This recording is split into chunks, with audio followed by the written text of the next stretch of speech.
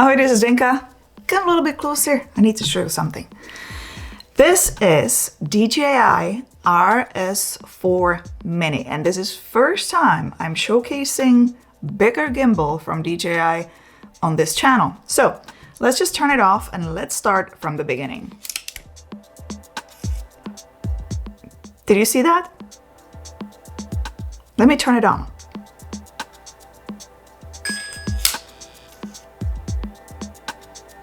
Let's see what happens when you shortly press the power button. The gimbal went into sleep mode and the motors were overlocked.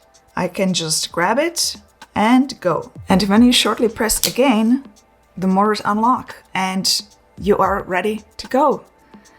This is the coolest thing I've ever seen out of all the gimbals, and I've reviewed a lot of gimbals on this channel. That one press and then folding and unfolding, once you do it, you just want to do it again, and again. It is so highly addictive. This first look is brought to you by DJI. What is this gimbal for? It's made for social content creation and commercial shoots. You can use it with a smartphone, a small block camera, and a mirrorless camera. The maximum payload is 2 kilograms, so it's quite powerful. The weight of the gimbal is 890 grams. These plates are for mounting a camera, and this is a smartphone holder. Another very strong feature is balancing and switching between filming in a horizontal and vertical modes.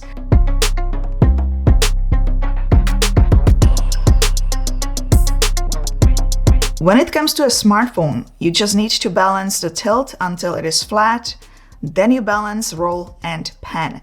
Once you turn it on, there is auto tune feature that will take care of the rest. So this is quite friendly for beginners. Let's get into filming and check out the tracking module. So it's got the magnets, it also locks in. The magnets are very strong, certainly won't fall off.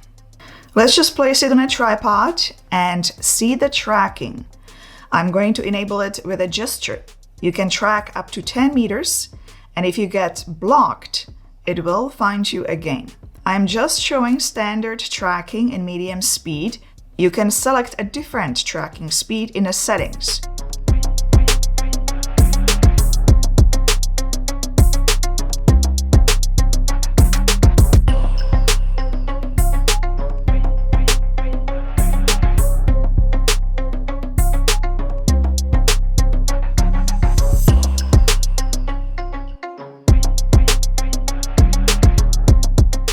When you swipe right on the display, you get to active track settings. The first one is composition. There are two choices. Keep the current framing for custom framing or select the center tracking subject. If I keep it at the current framing, I just reframe the shot with a joystick. I don't need to confirm anything. It just starts tracking me automatically in that new position.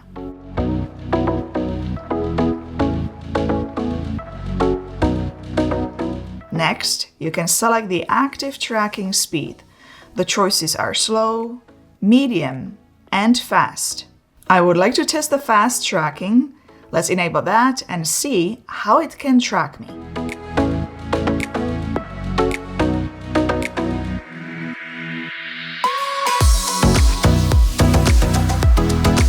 Another setting allows you to disable the ring light if needed. And the last option allows you to select custom gesture control. You can select one of these to start and stop tracking, and the same goes for start and stop capturing. Let's film some more shots. Let's do some vlogging shots with a smaller Canon camera and enable tracking with the settings to have me always in a center. I'm just going to press the trigger 3 times to swing it around so I can film myself. The tracking settings are central tracking and speed fast because I will be moving around and I want the gimbal to track me pretty quickly. Now, you can sometimes think that you want to look into the tracker camera, but just don't get confused. Always look at the camera lens when you are talking to your audience. So this is the look again you would get. We have Easter weekend. It's very warm. There is barely any wind. It's really enjoyable to be outdoors. Let's film a little combo. I have an iPhone 16 Pro with the newly released Freewell Natural Streak 1.33 times anamorphic lens. I'm filming in the Blackmagic camera app. I'm not using any filter with it. I just want to see what type of look this lens can do on its own. Let's enable center tracking, and I'm just simply going to move forward and backwards and film Martina as she is moving.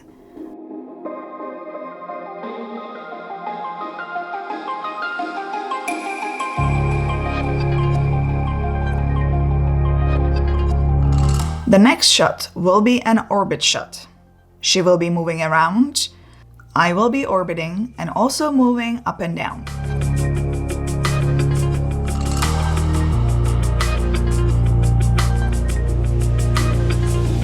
Another shot is parallel running shot. Once you enable tracking, you don't really have to worry about the framing, as she will be always in the center.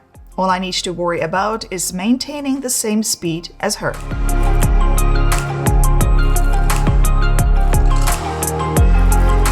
The last shot will be done with the help of this iFootage monopod. I will simply lift it up away from her and bring it down. The same thing happens here. She's being tracked right in the center, so I don't need to worry about framing.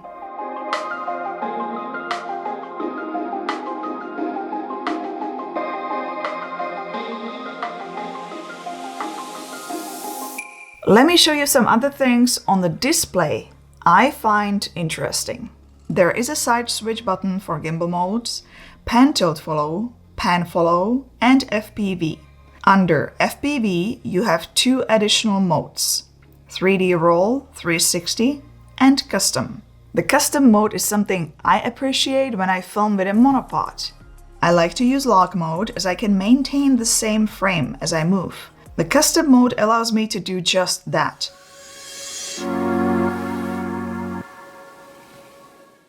Normally you have to press and hold the trigger to be in the lock mode, which is not really possible when you have it on a monopod. Follow speed is another section that is important. You've got smooth or responsive follow speed. Both of them offer slow, medium, fast, and custom follow speed. If you swipe down, you get to all gimbal settings. If you swipe up, you get to joystick settings. Dial functions where you can change camera settings, dial settings, M button you can customize, as well as trigger. I find the menu on the display simple, it's easy to understand, it's easy to use. Again, it is beginner friendly. There are two more buttons I didn't mention. This button on the left lets you enable digital zoom if you will be using compatible mirrorless camera. You would just zoom in and out with a joystick, and for controlling focus, you would use front dial.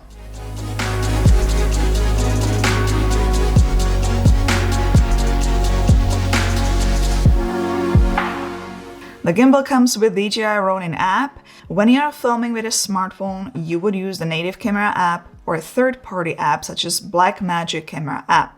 If you are filming with a mirrorless camera, you would use the DJI Ronin app for additional features. You can use the joystick on the screen or even use the whole smartphone as a joystick by enabling Force Mobile.